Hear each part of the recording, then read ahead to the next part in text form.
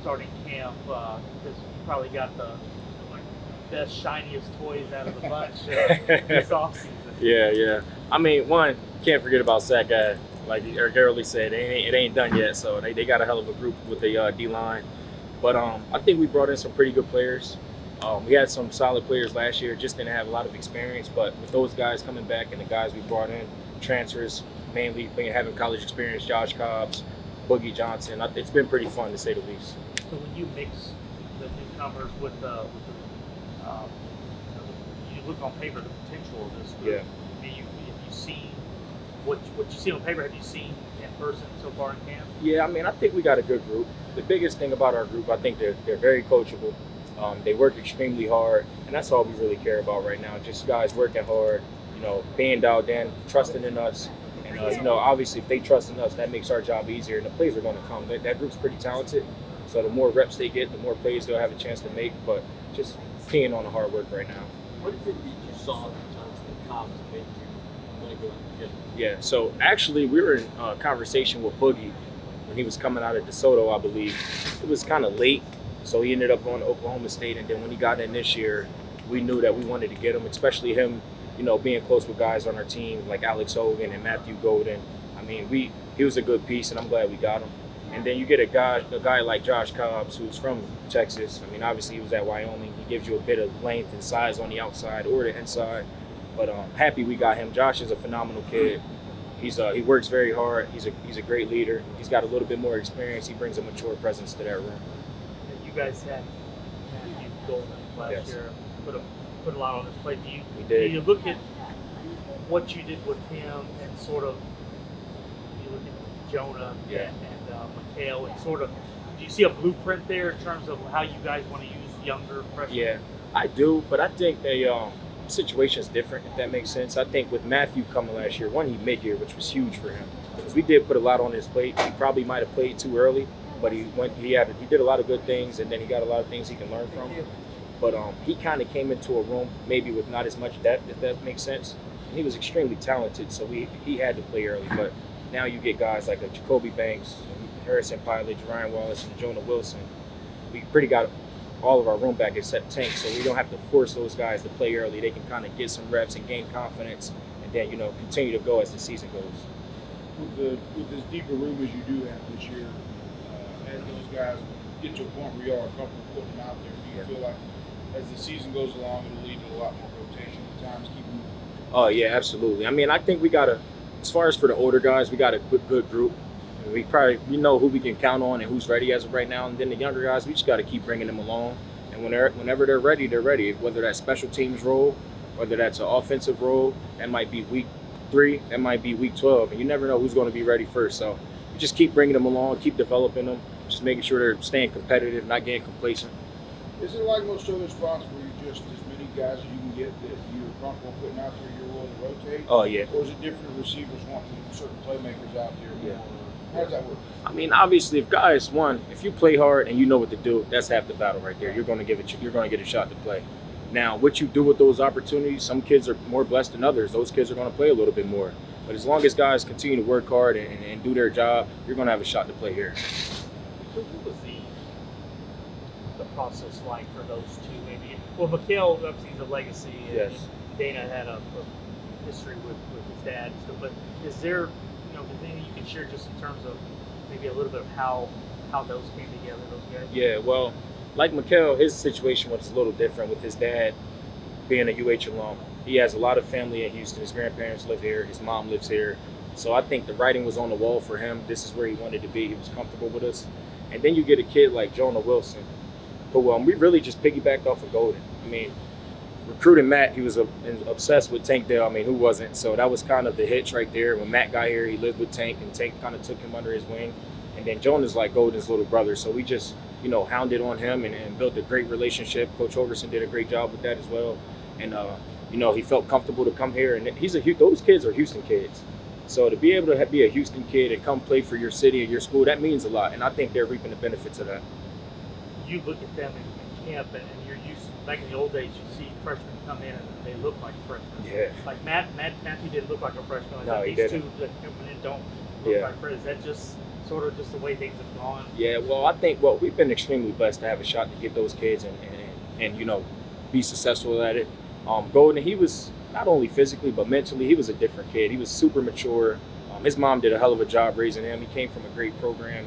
And then Jonah, you look at Jonah, Mikael, and Ryan, those kids are just physically freaks. They just gotta, you know, grow into their bodies still, because with them being so young and that size, they're damn near like baby giraffes out there. So we just got to keep bringing them along, and I'm sure Coach Bauer, he's doing a great job with those guys, and he's got a plan for long-term goals with those guys.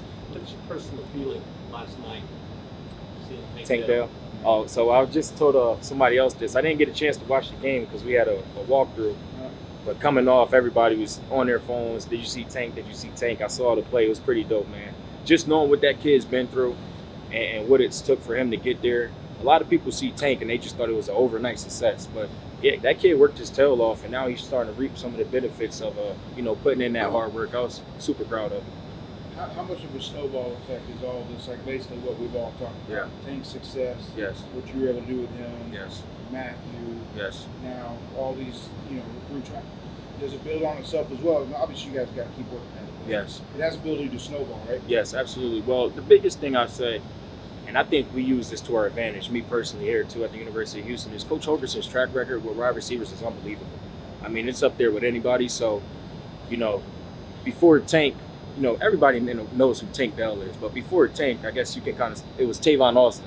And now Coach Holgerson coached him as well. So Tavon actually came up here and visited us last spring, and him and Tank hit it off. But it's just been a snowball effect. You get Tank, and then you get a guy like Gold, and then you get a guy like Jonah Wilson, and then you get a guy like Mikael Harrison-Pilot or Jacoby Banks. And, you know, Tank going to the Texans, it's like he's still part of our program, so it's definitely good for us. And even yourself having experience with Coach Holgerson. That, Yes. Again, probably feeds into it when you talk, just the trust they can have in that. Oh, yes, absolutely. School and the development. Yes, absolutely. I mean, the biggest thing is I played for Coach Holgerson, like you said, so it's tough to find a head coach who also, you know, coaches. He's damn near like the receivers coach too. The receivers are his babies, and I use that as an advantage, and that's good for our room because you get to get your coached by the head coach. So, you know, that's kind of a selling point in recruiting, which I think is pretty dope and pretty cool. So we just gotta, you know, build off of that. Avon's back in town now. Yeah, he is. He is. Roughnecks. I just talked to Coach Party about that yesterday. I'm happy for him. Yeah. Well, that's weird that you say Coach Party. I think of His dad. grandpa. Oh, grandpa, yeah. With you personally, is this a different off season for you? Because you know, last year you were coming in, you were new. You were a new guy, at least on staff full time. Yeah. But between everything you've done on the recruiting trail, Yeah. they made a pretty good commitment to you. You know, with the multi-year. You know, and do you feel like you're one of the grizzled veterans now? You know, that kind of stuff. In terms of being around. Yeah. I mean, I don't really feel like a veteran. I'm still extremely young, especially in this profession. I've been around ball all my life. Now I'm going into my third year coaching receivers, so I'm young. I'm learning still. You know, we got a great staff. I'm just trying to learn as much as possible from those guys. And then honestly, I'm extremely blessed. I got a very good room as far as just kids, not players. Those are great kids. And I recruited everybody in that room except the one person. Peyton Sawyer's still here. He's doing an unbelievable job right now too. But I recruited all those kids, so I got a great relationship with them, and they make my job easy. It's the way we recruited those guys, it's easier to coach because they trust us and they take the message, not the tone.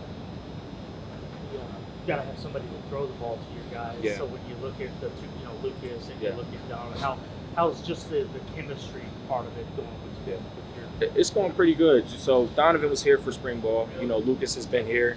I think those guys have done an unbelievable job of building a relationship, not only with the receivers, but everybody else on the team. I feel like we got two pretty good quarterbacks, and they do a good job. I'm not talking about talent, but just good people. They do a good job. They're good leaders. The boys gravitate towards them, so I'm happy we got them. For something on Manjack, you got any? He looks like a different kind of guy. Oh, yeah. If you got any, you know, Manjack first meeting or just about him that I mean, sort of sums up yeah, who he is? Manjack, I mean, his name fits who he is. Manjack, I mean, Joseph's a great kid, but he's an unbelievable player. I'm very excited to have him for a full season this year. You know, he started some games last year, and obviously he redshirted, which I think was a good decision. But just the strides he's taken from getting here 2 springs ago into the fall last year and redshirting to where he is now, he's a totally different player. What about his character deficiencies?